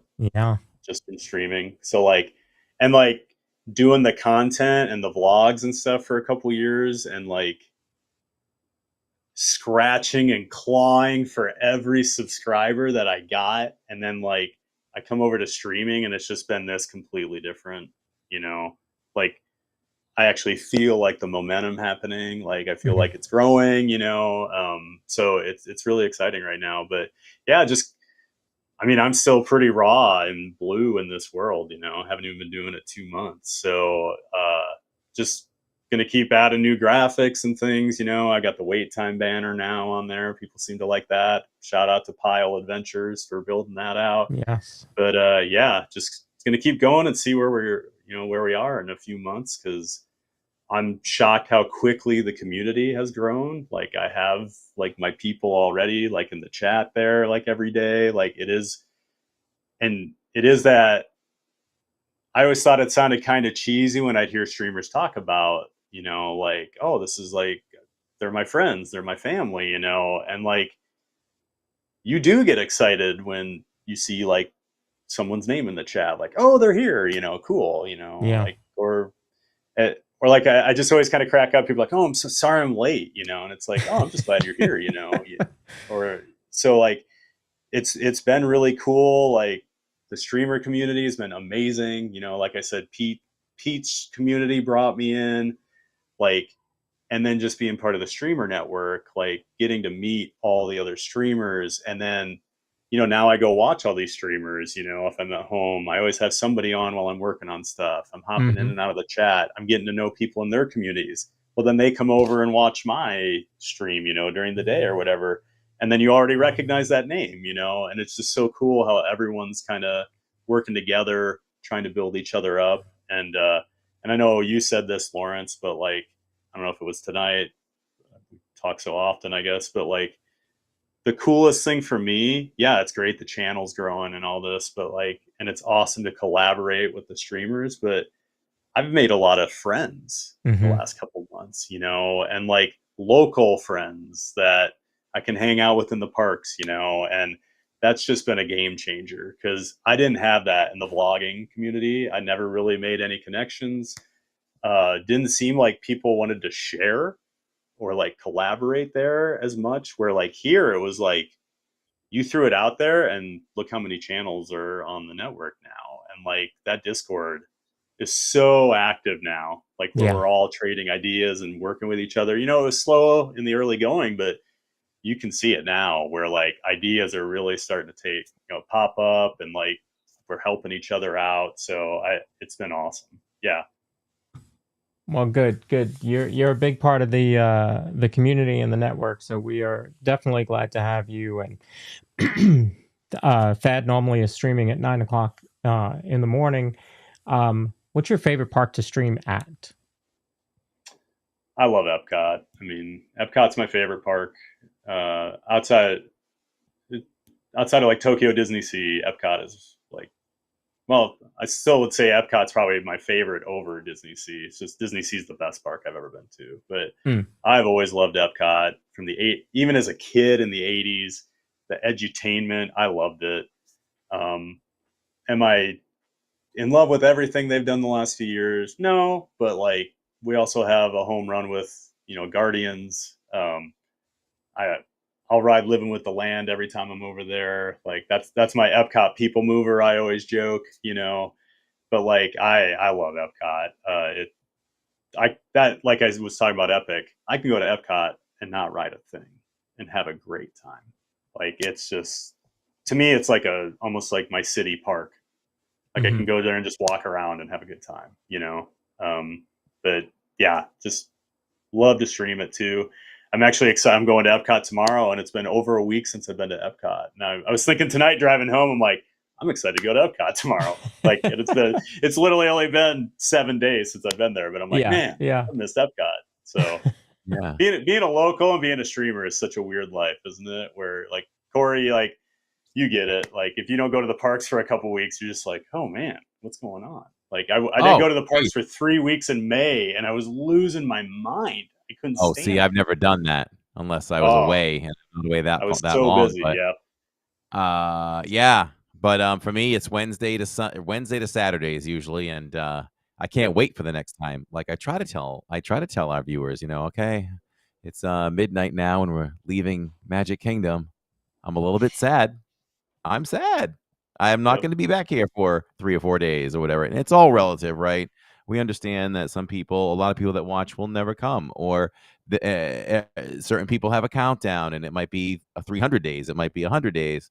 So it's all relative to what we get to go. But for us, that's our thing. It's like we love it too, and we know we can come again, but I can't come for 3 more days, and it's like it bums me out a little bit.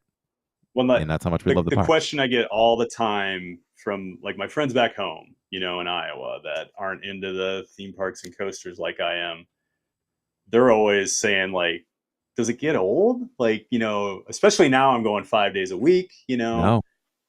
And it's like the day I walk into Epcot and I don't smile, like I'm done, and that hasn't happened.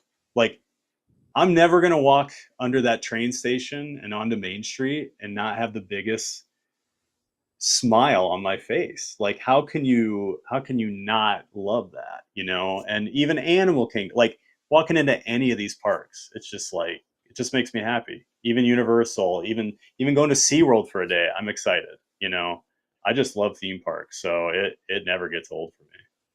Yeah, I mean, we spend most of our time as streamers behind the camera, and they can't see our face, but I'm smiling ear to ear most of the time when I'm walking around talking to them. Like I'm seeing things for the first time, I really do. And that's the thing, even if you're not on screen, like if you really weren't into it, people would know. They can tell. They would know. Right? Yeah. So like you can't fake it with streaming. I think that's what I love about it, because I felt like I was faking it when I do vlogs. Like you have to be this way too big of a character, because you're hey there, I'm and like I never felt comfortable doing that, even though I am a big personality and I am loud and whatever, but like you kind of have to get that out of me, where the streaming, I'm just so much more comfortable. Like, because, like, yeah, I feel like I'm a pretty good hang at a theme park. Like, I'm gonna have a good time with you, and like, Lawrence is in my streams a lot. Like, I think it's like people are interested because I don't just talk Disney. I've been to a lot of places, and like I can talk about all these different coasters, and like when the Liberty Bell was still open and I'd ride by the Big Thunder, I'd sit there and explain like, oh, here's what they're doing right now in the construction process, like envelope clearance testing and all these things. And like people were just like fascinated by it. Like they didn't understand that all this went into it. So I just love that I can share all this worthless knowledge I have about so many different things with these people. And like, I love it every day. So let's cover a little bit of news, because there was some news that dropped today and yesterday. And so I want to cover that real quickly. Okay. If you are a Disney Plus subscriber, which I would bet a good majority of our viewers are, make sure that you sign up for the Disney Plus Perks plan, program. This was rolled out, if you remember, you used to buy DVDs. I can't remember what it was called, but there was some sort of movie program and you would get points for it.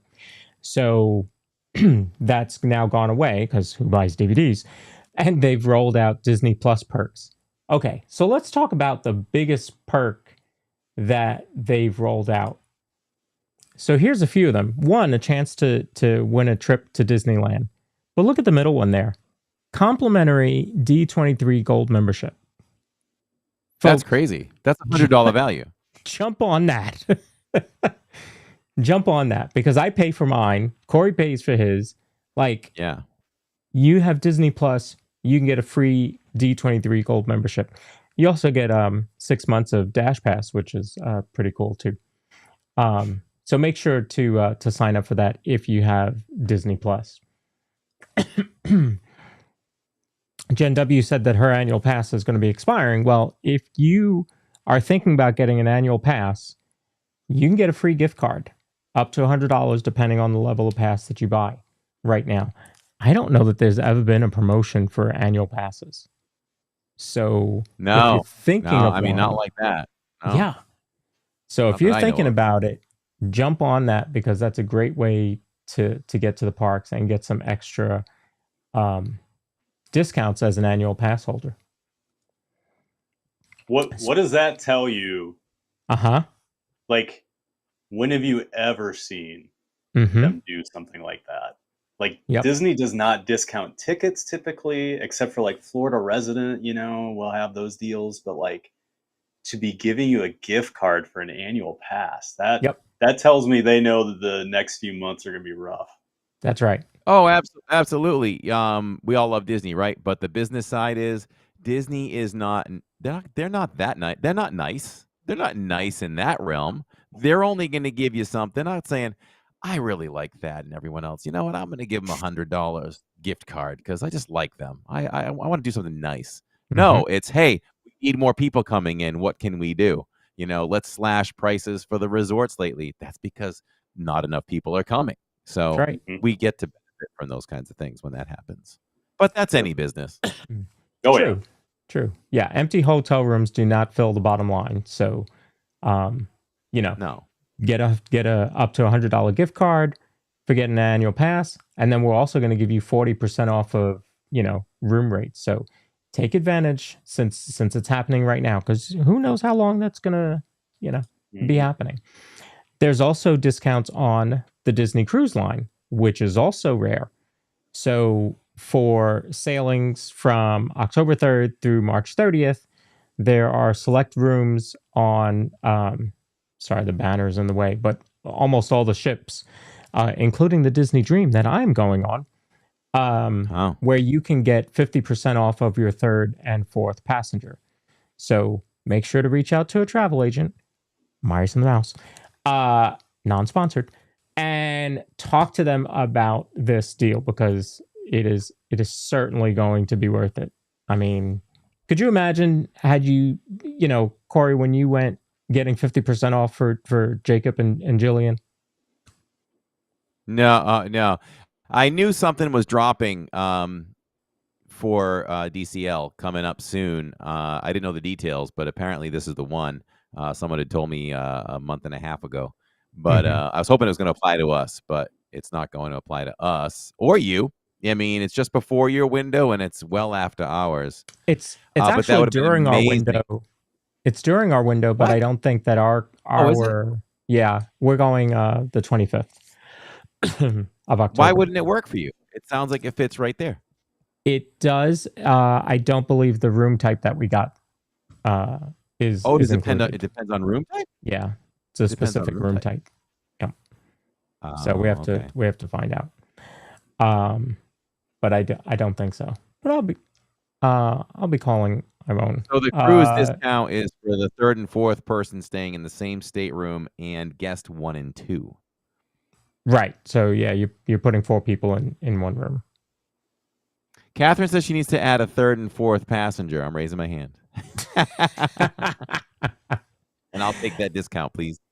Yeah. I threw this in there. It's Disneyland, but I just threw this in there because I thought Corey would like it. It's a Mickey Christmas Carol character dinner going to Disneyland Resort for the holidays. And I thought he would like it. Because there's somebody in there that he likes. Oh, Clarabelle, my lady. Look at her.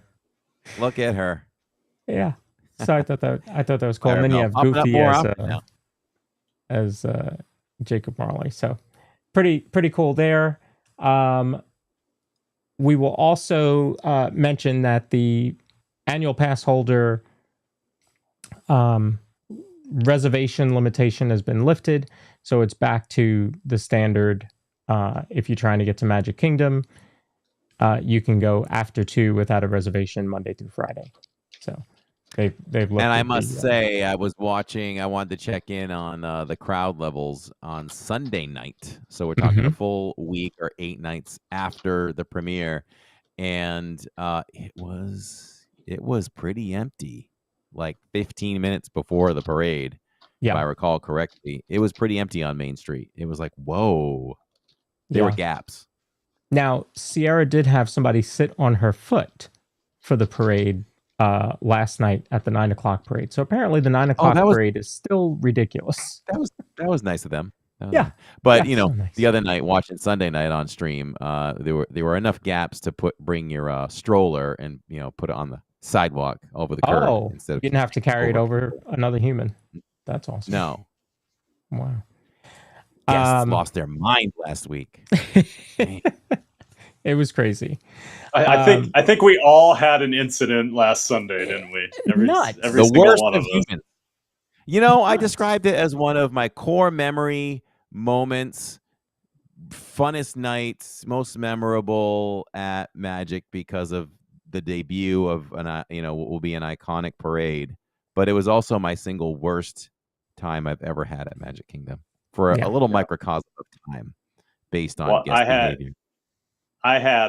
So I always try to stand in the back because I'm gigantic, right? I understand that. I know where I'm at. I'm at Disney World. I would rather kids are ahead of me, So I stand in the back. Plus, then I can hold my camera up and not bother anybody. So John and I had these spots. Well, you saw where we were, Corey. We were pretty close to you guys that night. And we were standing in the back on the square there, last row. So we weren't bothering anyone. For an hour and a half, we held that spot.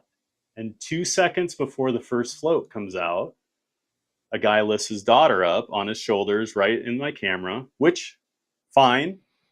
I'll raise my camera up, try to keep the kid. I don't want the kid in my shot anyway. The parade ends and the mom comes up to me and she's like, "Are you still streaming?" And I'm like, "Yeah." And she's like, "Oh, I'll wait till you're done." And I'm like, "Well, I'm not going to be done, And she's like, "Well, next time you want to stream my little daughter, you need to ask my permission." And I was just like, okay. I wanted to say so many things, but it was just like, nothing good's going to come from this. I'm just going to just say, okay, and walk the other way. But it was like, you put her there. You knew we had the cameras. Like, we're trying to be polite, and then you want to yell at me, like, because that's my number one worry. I never want to upset a guest or like a cast member. So, like, yeah, Sunday night was it was a stark reminder of why I go to the parks at 9 a.m. and I'm not in the parks at night. Like, I'm just not a night guy, and that's part of it. Just the crowds for the parade and the fireworks. I don't handle it well. And you did the absolute right thing. You did the absolute right thing. You know. Yep. There was a quick incident. I'll say a quick incident one time that a guy, was certainly gesturing that he wasn't happy about being on camera while we were in the queue, and my daughter Jill quickly reminded him, please review your theme park ticket because it says that you may be filmed. Yep. Yeah. Well, and then like of all the nights for this woman to yell at me about having a camera, there's 50,000 people in the park and 49,000 of them have cameras out. Mm-hmm. Like, yeah, I mean, it was like media, right? And then you just want to say, like, let me see your phone. Can I go through your pictures and videos for the day? Do you have any strangers in any of these? Like, did you get their permission? Absolutely no, you didn't. You're not special. Or do you know that your daughter is in like 3,000 photos today? Did you know that? Right. Exactly. Well, and plus, it's a nighttime parade. I had a silhouette of her. So, like, I mean, we're freaking out over nothing here. Yeah. I love people. Luckily, I don't have many interactions like that when I'm streaming. But, man, that one got to me. So for the next couple weeks, we're also going to have two parades. It's official. It will be at 9 and 11 through the 14th is the only announced time. So we'll see what happens after or from the 15th on. Of course, it's not going to run on any of the party nights, but we've also heard that Happily Ever After is moving to like 9:30 and that the park is closing at 10. So if that happens, then what happens with the two parades? So still waiting to see what happens after the 14th of August. And I would say I hope it doesn't go to one parade because it will not calm down on Main Street for us. It's too early for me. It's going to be Phantasmic. It's going to be a Phantasmic with one show. Yeah. I think this needs to continue to be two parades for at least through Labor Day. At a bare minimum, I would say through Labor Day. I'd argue through the new year. Yeah. Like, because even September, October, it's still new enough, I feel like. I think so. And then you get into the holidays. Yeah. Yeah. Wow. Yeah. So we'll see more to come on that. We're not going to go too detailed on this, but there are two new events happening during the Halloween party, which is crazy because when was the last time we had something new during a Halloween party?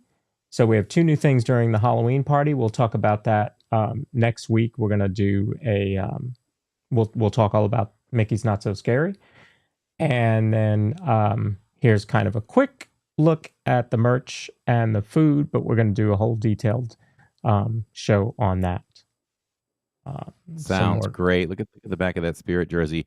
I can't wait to Lawrence for the LID edition of Spirit jerseys to hit parks next year. Wouldn't that be something? It's going to be amazing. Wouldn't that be amazing? Yeah, it should happen. For anybody that doesn't know, we ran into one of the top designers of Spirit jerseys in Walt Disney World, and we had a talk.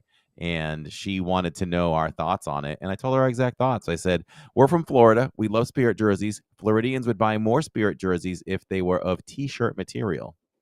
And I said, we love the backing across the shoulders, the big letters. She goes, oh, you like that? Okay. She said, taking this back to corporate because this is an idea. And I said, okay, we'll buy them. I gave her the channel. I gave her my contact. So I asked her to contact me if that goes through, but we'll see if she does. But if we see it in the store, Lawrence, and I'm live, I'm gonna scream. I'm gonna be like, "Oh, there it is! There it is! The long sleeve, light." And I said, "You can go short sleeve too with that." Yeah. And I swear, Corey, all the cool Spirit jerseys come out in the summer when you have absolutely no desire to even consider buying one here. I know. There's Like so my many brain that I cannot would even own. think about like December right now. Like today was so hot at Magic Kingdom. And Yeah. yeah, I can't even fathom buying a Spirit jersey right now. Yes. And let me just tell you about what's coming up on a future episode of the DIZPod. On August 19th, we're going to have Angel Reyes, who is the Walt Disney Birthplace brand ambassador. They have an event coming up called Building a Dream, and you get to go inside Walt Disney's storybook home. So that is coming up on August 19th. They're going to, Angel's going to come on and talk about the event, talk about what they do at the Walt Disney Birthplace. So really excited to see that. So that'll be coming up. Yeah, that'll be a great show. Yeah, that'll be a lot of fun. So, gentlemen, any final words? I'll leave that to Thad first. No, he's good. Thad has said a lot. Good. Thanks for having me. Thanks for having me on, guys. Yeah, I feel like I've said a lot, so I don't have much else to say. It's been fun. It's been great. Fun guest. I'm sure we'll have you on again in the future, and you won't mind coming back. They all want to come back. I don't care if they're Disney animators. I don't care if they're Sisters of Tiana. People have a good time here, so that's great. Let's finish up with our sponsor, our wonderful sponsor, Victor Naraki. How about that? If you're looking for a home that offers the perfect blend of luxury, comfort, and convenience with Disney World in your backyard, Victor Naraki is a licensed realtor with Vision Home Real Estate LLC, and he is here to help you find the home of your dreams. With over 15 years of experience in the Disney area home market and a proven track record of success, Victor is the perfect partner to guide you through every step of the home buying process. So why wait? Visit celebratingflorida.com today, and as well, go to his YouTube channel and subscribe to @VictorNaraki. Give him a like and drop some comments, and he'll help you. He'll help you. He's close to Disney. It's amazing how close these properties are, and we simulcast his home tours live on Sunday afternoons when we can. So there you go. Very cool. Guess who doesn't have a show close? What is happening here? This is Bush League. I thought I loaded it in. It's not in here. Wait, nope, it's not in there. All right, folks, we're gonna end the show. You have one job, Lawrence. One You're job. supposed to produce the show. One job. Come on. Oh well. Just sing the theme song in your head. It's thank you all for being here. Thank you all for being here. Thank you all for being here. Thad, where are you tomorrow? Epcot? Yep, doing Epcot tomorrow. All right, so Thad will be at Epcot tomorrow at 9 a.m. Make sure to watch him. Heck, turn on the multi-view and watch whoever else is live. Just make sure to click play and give them all some watch time. These folks work hard out there in 110 plus degree heat, trying to bring Disney to all of you. That's right. We slave over a hot park for all of you. We slave over a hot park. So Thad is in Epcot tomorrow. Corey is in Magic? You know what? I don't know anything at the moment because I think the family's I'm off on vacation, so we're trying to figure that out. I think I'll figure that out pretty soon. So watch for possible changes, everybody. I know we're normally live Wednesday nights. It would have been Magic Kingdom, but it could even be an afternoon stream or more of a morning stream, and it be Epcot. I don't know. So I got to go find that out. Yeah, they threw me a curveball. So we will be live tomorrow.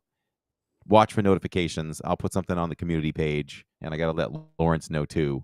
But I came in with question marks, not knowing exactly when. So, but we'll be live tomorrow. So, all right. Make sure you're leaning. It could be Epcot. It could be Epcot. But we'll still show you the Starlight Parade. Lawrence will shoot that out to you in the post show. Even if it's Epcot in the morning, I'm going to do a post show. Okay. Yeah, of course. All right, that's fine. Hey, let's play this. Let's play this outro. I happened to find it for you. All right, folks. Sounds good. have Until a then, good we're just a evening. couple of guys, couple of bros talking Disney. Good night, everyone. DIZPod, where the magic's here to stay.